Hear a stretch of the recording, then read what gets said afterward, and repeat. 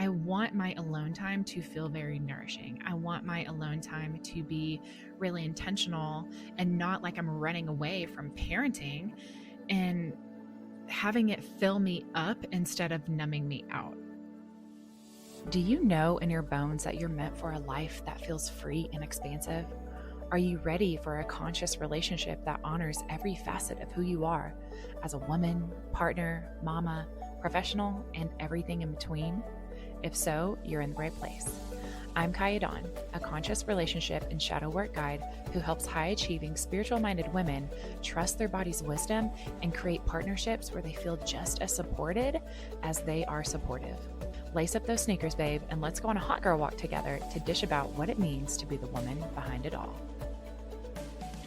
So I told you guys things were about to get a lot more real on this podcast, and today we are just jumping right in as I want to talk about this alone time paradox as a mom, because we know that we need it and we crave it, and our bodies are guiding us towards it all the time.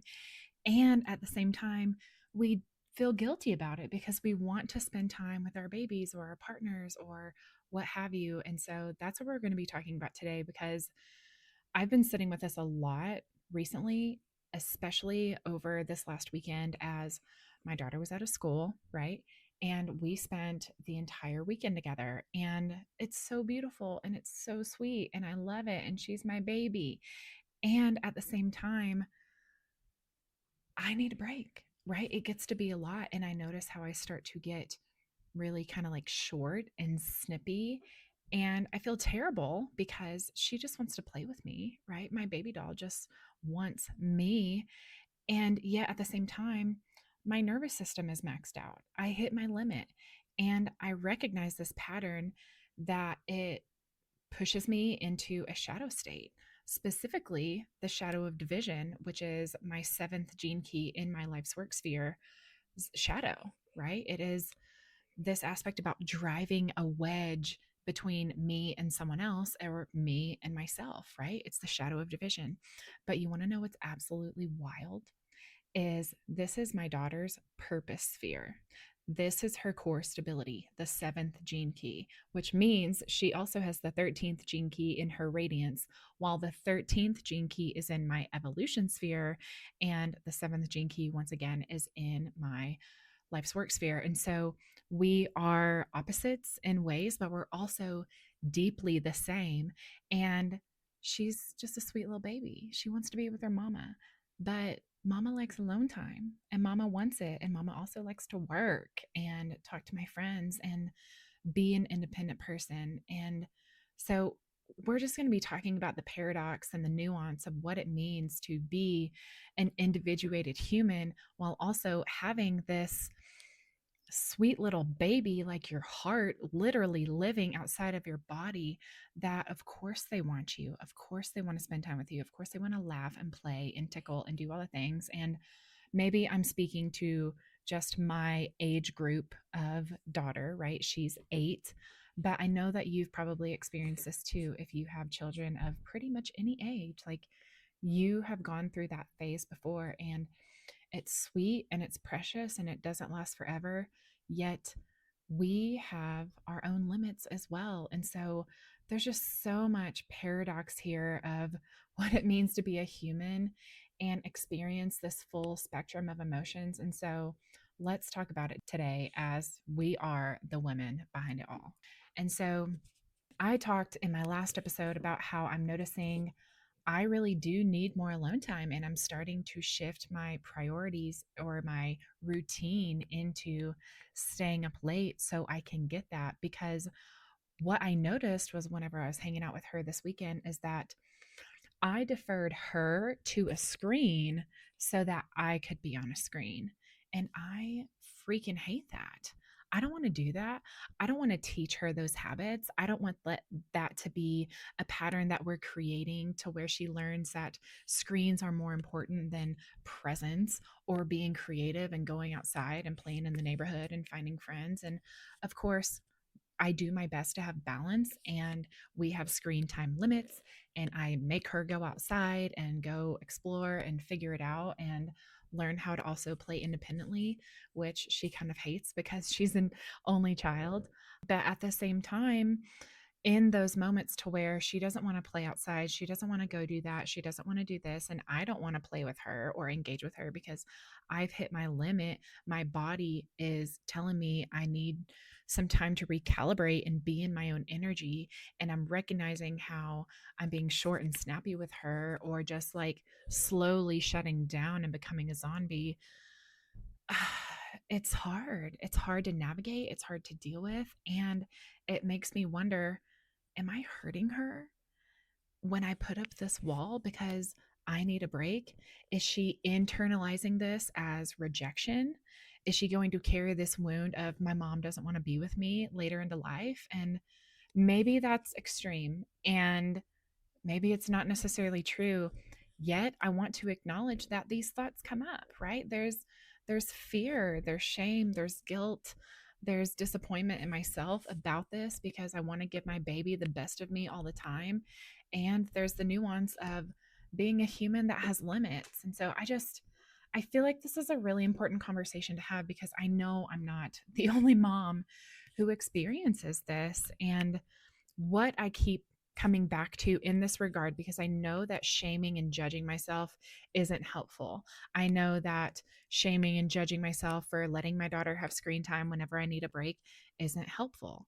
And so, what I'm doing to reframe this is, what if it's okay for me to need breaks? Right.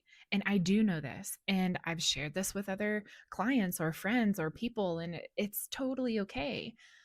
And at the same time, whenever there's those icky, sticky feelings of sadness or disappointment and all the things that I described, it's this question in those moments that we get to turn back to, right? What if my nervous system needs space after 2 or 3 hours of focused presence? That gets to be okay, right? What if that is real information and not a character flaw on me or you or us or anybody? And what if the problem isn't just the needing breaks? It's really getting into the nitty gritty of the how I'm wanting to take those breaks, right? What if it's the phone addiction that's creating the shame, not the actual need for alone time? Because when I think about it and I'm recognizing like what I want to do, it's I want to scroll or I want to talk to my friends on Telegram or Instagram or text. It's I want to zone out and refresh. I'm using air quotes right now. I know you can't see that, but I say it in that way of like refresh because in a way it is a way to recalibrate and downregulate and kind of come back to a homeostasis. But is that truly the most fulfilling way to take a break and to rest? And something that I've been thinking a lot lately about is my addiction to my phone, the way that I use it. What am I doing on it whenever I'm like opening up apps unconsciously, or what my screen time is looking like where am I hanging out, what am I doing, am I actually using that time productively, like what's going on, just taking a deeper look at myself, because I want my alone time to feel very nourishing. I want my alone time to be really intentional and not like I'm running away from parenting, and having it fill me up instead of numbing me out, if you know what I mean.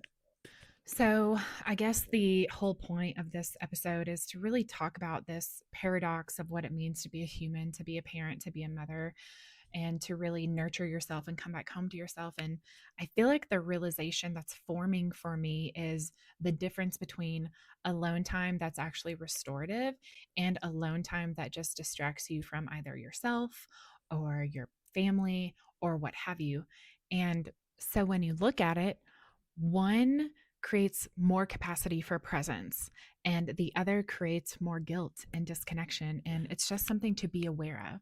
And so, this is where my contemplation has taken me. And I find it important to share it with you because I'm willing to bet you're in the same kind of situation, at least to a degree, right? Of just trying to find that balance between it all while still nurturing yourself and making sure that you do have the energy and the capacity to show up for them fully while taking care of yourself at the same time. And so, with me paying more attention to this and really asking, like, what can I do differently to be better for all of us. It's like that's why I started doing more of the late night alone time and experimenting with that and seeing what happens. And I'm really taking a good hard look at my relationship to my phone and social media and how I want to show up there and what I want to do with it. And something that I've been contemplating lately too, that I'm probably going to make an episode about very soon, is getting off of Instagram completely, at least for 30 days, and just experimenting with that and seeing what happens. And really even diving deeper into my podcast, which you guys know that I love, because I think if I did that, then I wouldn't be so desperate for the numbing out kind of breaks during the day, or even just the habitual ways of like opening the app or really prioritizing messages, whether that be from people on Instagram or my friends, above my daughter, right? Or the stress that I feel about putting out a post, like say I didn't get it done earlier in the day, and then my daughter gets home from school or she's off of school because it's the weekend, like it is in this scenario, that I feel this pressure to show up and be relevant rather than being present with my daughter. And I think that's common for a lot of us because a lot of us are online, or we have businesses, whether that be a brick and mortar or an online business that we're trying to promote online, and we're still trying to just balance it all, right? It's just such a balancing act. And I really want to refine. As of right now, it is December 7th, 2025. It is the year of the snake. It is about rebirths and cycles ending and being transformed and moving into 2026, which is the year of the horse, which is all about momentum and new beginnings and doing things differently and really carrying forward with endurance and strength and resilience and persistence. And I feel like all of these conversations that I'm bringing to the table, all of my heart that I'm exposing to you in this podcast, it's because of all of this is happening and it's all for us. And so that's why I want to say this to you out loud, is like, this wall that I'm putting between me and my beautiful 8-year-old daughter isn't about my need for alone time or about me being a bad mom. The wall isn't even about the alone time itself.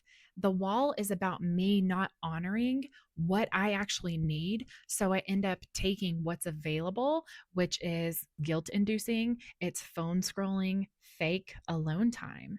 And I really want to start to lean more into legitimate nervous system capacity limits and nourishment.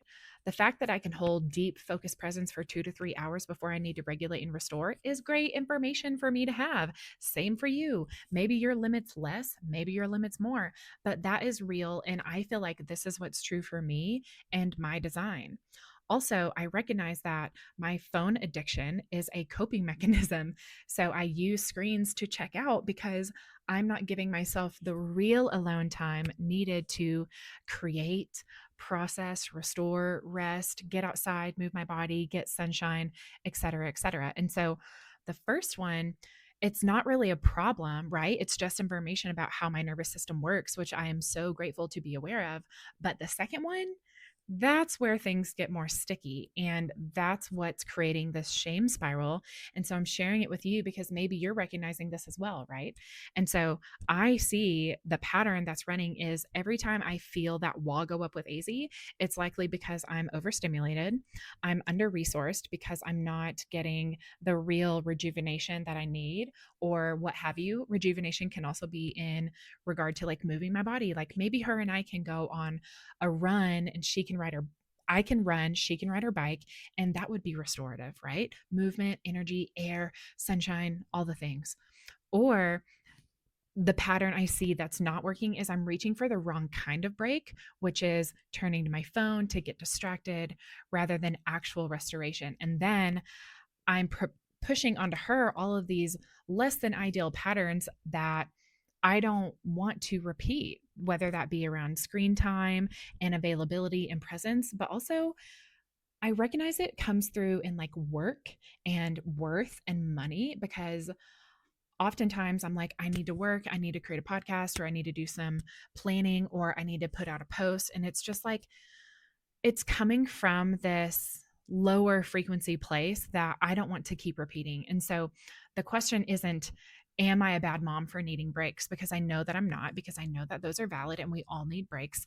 The question is what kind of alone time actually restores me so that I can be more present with my daughter? And so the answer to that I'm seeing in my own personal life is switching up my habits, switching up my behaviors, switching up my routines, switching up my associations or relationship to things, and really recognizing the bigger message that's being told to me by life. Like what life is showing me is that I'm going to start to stay up late and experiment with doing that and see how I feel.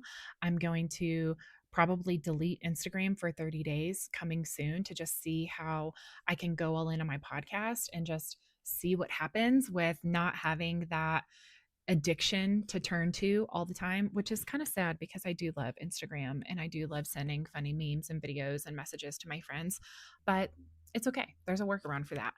And really doing my best to not go to my phone and open it up for no real reason and being super unconscious and numbing out and not buying into those guilt inducing breaks that don't actually restore anything, right? They make me feel worse because I know that the seed of that, the seed that is sown with that intention and with that behavior, is taking away from the real thing that I want to nourish with my daughter.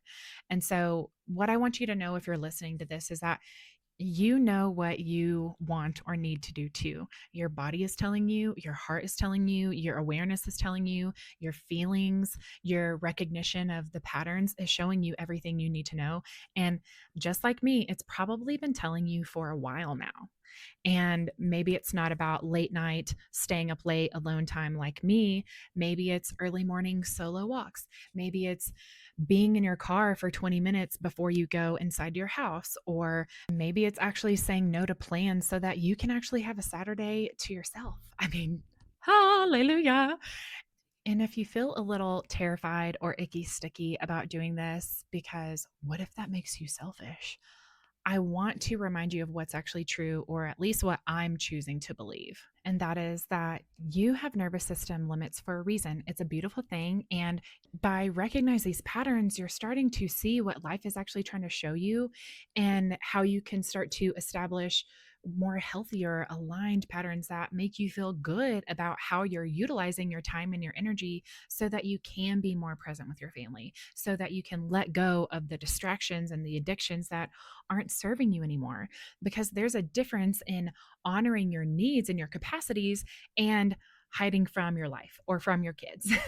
You know which is which because I do. And that guilty feeling, it's really just showing us more of how we want to be rather than what we're repeating. Because if you're feeling the guilt like I am whenever I know I'm numbing out and pushing my daughter away instead of actually nurturing myself and her how I want, then that's really great. And that's our starting point. And it all starts with awareness. And so I'm saying this out loud so that I'm accountable to myself and that you can also recognize these patterns in your life too if you notice that they're showing up. And I am in this process of breaking these phone addicted behaviors that are disguised as breaks. I'm claiming real restorative time and habits that support me and my family more. It's a call to presence, it's a call to purity, right? Of being a more pure human and a more present mother, and really creating space intentionally for processing, for rest, for rejuvenation, and for creation.